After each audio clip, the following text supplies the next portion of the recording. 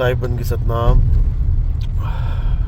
तो बहुत बहुत धन्यवाद देना चाहूँगा राधा स्वामी पंथ वालों को, जिन्होंने हमारे सतगुरु मदन साहिब के नाम पे एक बहुत ही अच्छा ग्रंथ छापा, और उस वाणी को जो इन्होंने पहले अपने संत मत प्रकाश भाग 4 में ली थी, सोई गुरु पूरा कहावे, 2 अक्षर का भेद बतावे, एक छुड़ावे एक लखावे, तब प्राणी निज घर को जावे।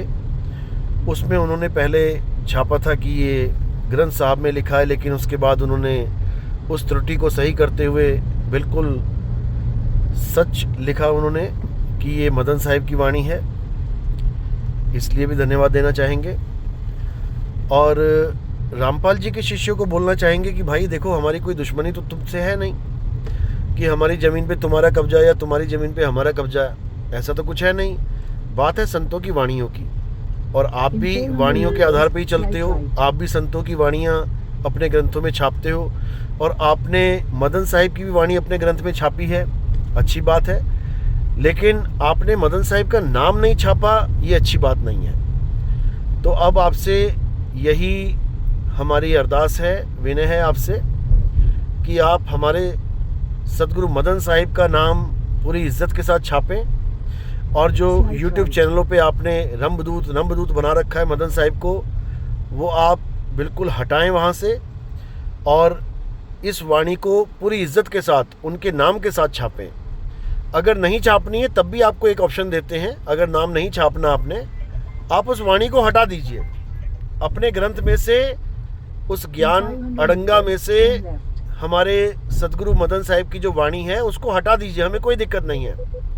लेकिन अगर छापनी है तो उसको अच्छे से छापो, और उसका पूरा सही अर्थ बता के छापो। 2 अक्षर का भेद ओम सोहंग नहीं है, 2 अक्षर का भेद है, एक तो 52 अक्षर और एक आदि अक्षर, जिसके लिए कबीर साहब कहते हैं 52 अक्षर जीभ आधारा, आदि अक्षर जीभ्या से न्यारा। जिसके लिए कबीर साहब कहते हैं 52 अक्षर जोरे आन, सकिया न अक्षर एक पहचान।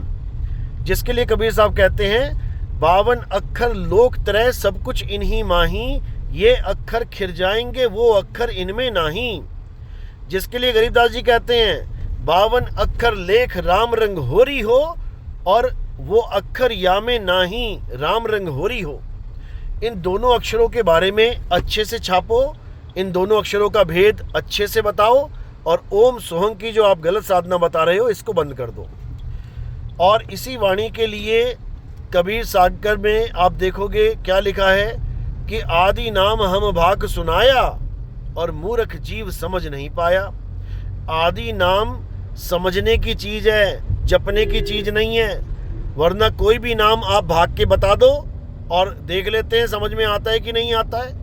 भाखा हुआ हर नाम समझ में आ सकता है, लेकिन भाखा हुआ ज्ञान समझने के लिए बुद्धि और विवेक की जरूरत होती है, क्योंकि वो बहुत अटपट ज्ञान है। अटपट ज्ञान कबीर का, और झटपट लखा न जाए, जो इसको झटपट लखे तो सब खटपट मिट जाए। इसलिए ये अटपटा ज्ञान ये बच्चों के समझने की चीज़ें नहीं है, बच्चे इसको नहीं समझ पाते। इसलिए विवेकी बनो, और हमारे प्रथम आचार्य सतगुरु मदनपति साहिब की वाणी को इज्जत के साथ लिखो, उनके नाम के साथ लिखो। साहिब बंदगी सतनाम।